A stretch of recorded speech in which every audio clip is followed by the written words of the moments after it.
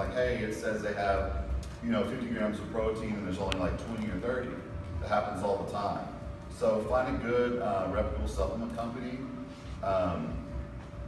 and you get what you pay for. So a lot of people want to buy these really cheap proteins and stuff like that, and you're going to get what you pay for, So let's say you get a protein that says like there's 40 grams of protein on there, and you take it, it messes up your stomach, you're only absorbing maybe like 15, 20 grams, or even that. So making sure you have a good weight isolate. I've been using the same nutrition company supplements for the past 7 years. I use Species Nutrition, and then actually got on with them. I'm under contract with them for the past 2 years.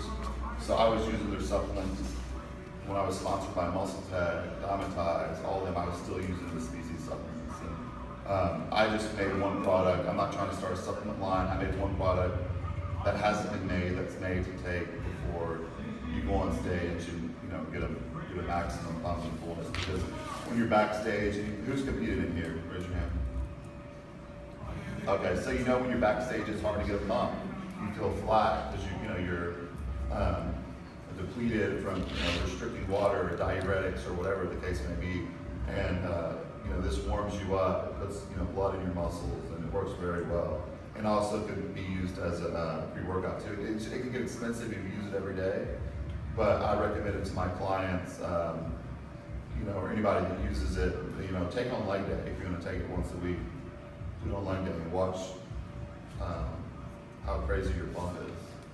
Question for you on that: is it a combination of glycerol and I haven't looked at your label, but is it glycerol-based pump and arginine derivatives or anything in there? What's the Yeah, you could come up here and read it for yourself. Yeah, it's there's 2 ingredients in there that's not listed just because people copy something good. So I put the main ingredients in there.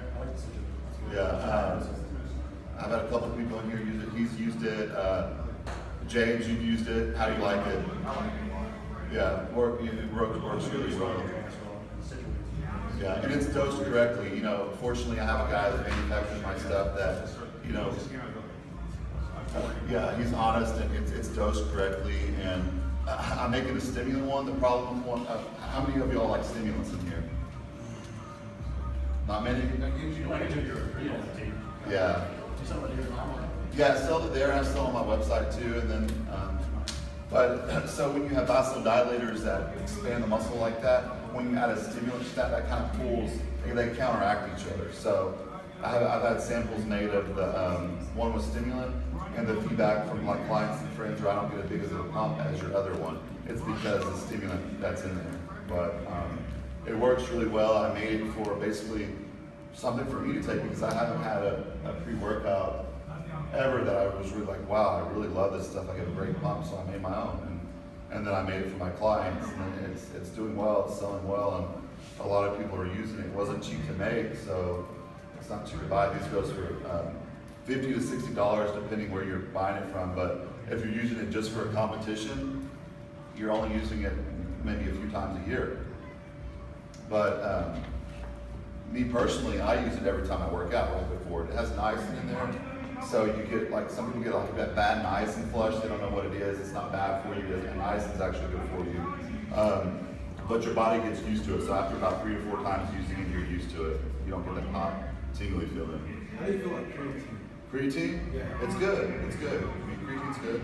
It's just you got to make sure it's a lot of problems with creatine. It doesn't get absorbed right. So it messes up your stomach, and it doesn't get absorbed. But creatine's a good supplement. How many grams do you take? Like 2 grams? Or? How many grams do you take? How many grams do you recommend for taking creatine? Like 2 grams or more than that? How many grams are you taking right now? Well, 2 grams about. 2 grams. Well, I used creatine before. I like 5 grams pre and post. That's what I get the best effects off of. So I'm going to wrap it up a little bit. I've been talking for putting the show and doing very well. I don't care if I'm prepping a pro or a first-time person. Actually, prepping a person for the first time is way more rewarding than prepping a pro. I've prepped a lot of pros before, and a lot of them are very difficult to work with because they've had so many coaches already, and they have a lot of knowledge themselves, and they're hard. Some are very hard to coach.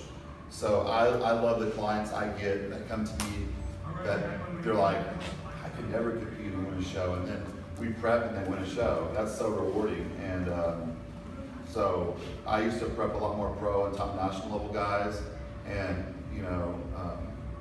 a lot of times they're way more difficult. They don't listen. They'll do stuff. They're like, well, I did this, this, and this. I'm like, why?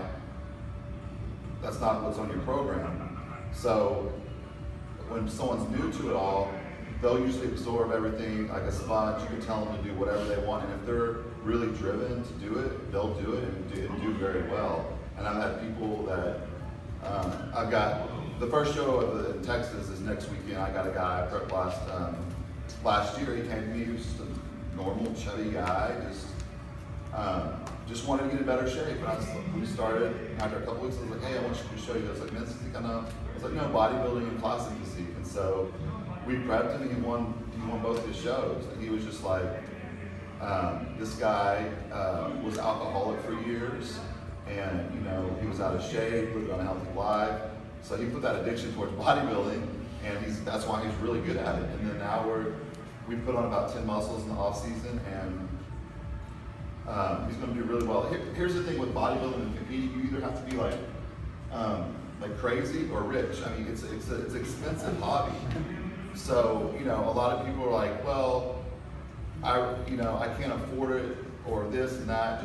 But they can. They just don't want to cut out other expenses in their life, whether it be a brand new car or car payment. Because if you're really serious about it, you'll come up with the money. You can cut certain things out. I mean, there's exceptions that some people can. And bodybuilding obviously is a lot more expensive than the other classes of just the amount of hardcore supplements you have to take, which it's part of the sport. I'm not going to sit here and say, oh yeah, you can get to this level without even any performance enhancing drugs. It doesn't happen. You can win some local shows. Can you turn pro? Maybe like 1%. But it's just part of it. And the problem is there's so much bad, fake stuff out there that people sell and buy. It's got to the point where people get nasty infections. They get people are cooking it in their kitchen, and it's unfortunate. It's illegal because used in the right way it can be safe. And so people are getting it like underground. They're getting unsafe products, but competing is just part of the sport. I mean, men's physique bikini, I've prepped people without, completely natural, and they won. But bodybuilding, classic physique, you got to remember, if you look up to like somebody like a bikini competitor or a men's physique competitor, and they're like, oh, I'm completely natural, they can get away with saying that because they're not massive and freaky and veiny. But if you're some 250-pound bodybuilder is all veined out and telling, hey, I'm all natural, you're gonna laugh. Just like The Rock said, he's like, I used steroids once and they didn't work. Like, I lost respect for that. I can understand, like, with contracts and movies, just don't say anything. Steroids do work, and you can just use them once. So it's just, just a part of it. Yeah, once for a decade. And everything can come with side effects. I mean, everything has side effects. Every drug has side effects. And, part of the sport, and it's in every style, absolutely, if you have good genetics.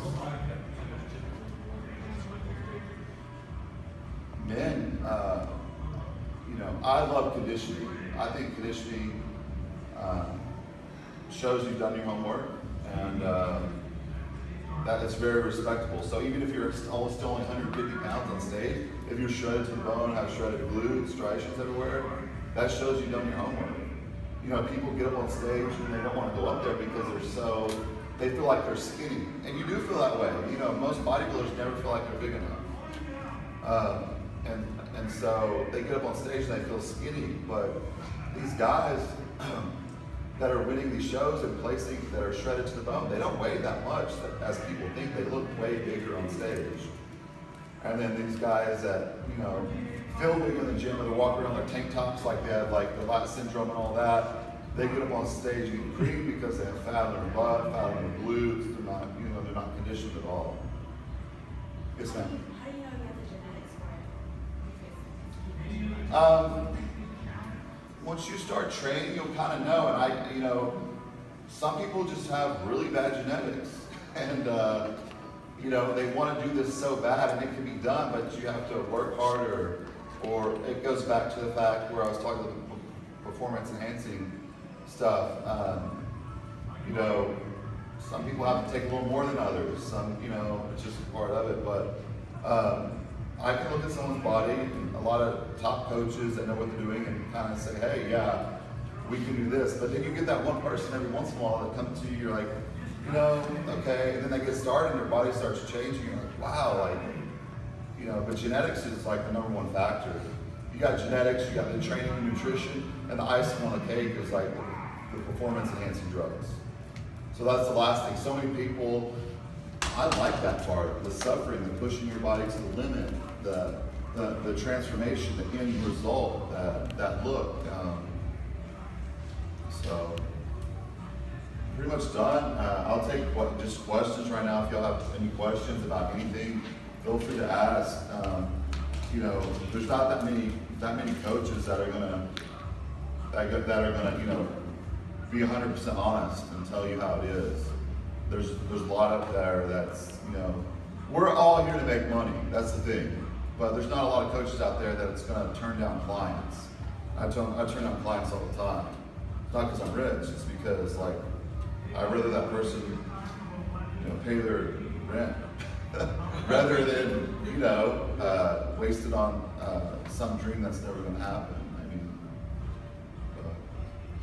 I have a question. Yes, ma'am. What is your favorite approach for female competitors to do the book and then to cook, or just to try to get the kind of preserve what a lean thing, and then just from there to build muscle for you, what it works for your female clients mostly?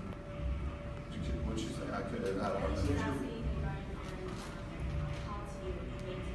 the muscle while being lean? Do you prefer them to be lean first or bulk up first? It just depends. If you're skinny and as a female and you're trying to do a figure show, you can't just start a prep and expect to, add muscle. Some people do grow on the prep. Like when I prep, I grow on the prep. I start, in the off season, I don't get all big and bloated. I stay at like a smaller weight, and when I prep, I increase my calories, get my training, get on my supplements, and then I grow. For females, it just depends. But are you trying to compete in something? I'm trying to go for bikini vision. Bikini, okay. So you want to have if you don't have a butt at all, and I'm talking about a butt. Some people have fat butts, and so you gotta have muscle there, because when you diet down and get rid of the fat, then you just have like a pancake ass, and you're gonna it looks horrible on stage. So take that extra time, whether it be a year or 6 months, and build up your weak body parts. There's no people want to rush it so much. They just want something instant. You have to take time. It takes time to build up. Some girls are naturally blessed just with a nice butt, and some really have to work for it. So I would suggest, I don't know what you look like, whatever, but I would suggest building it up. And the thing with muscle is, let's say you gain 5 pounds of good muscle on your butt, your legs, or whatever, and if you build that and then go straight into dieting, you're probably going to lose probably half that. So the longer you take an off season, you gain, let's say, muscle for men or women. The longer you hold on to that muscle, the better you're going to keep it when you do diet down. Yeah. So I would just work on The butt. yeah, your butt, just kill it, and then when you get there, Okay. whoever's coaching you or whatever, they should, that's what people hire coaches for, to tell you, hey, this is the time, it's time to prep, or the problem is just picking the good one. What you want to look for in a prep coach is someone with experience, someone that's done it themselves, has been through the process, because they can't understand the suffering and the discipline if they haven't done it themselves. I know people that prep people that's never even competed. I don't get that. Why would you hire someone like that? But there's also people that are great competitors, which are horrible prep coaches.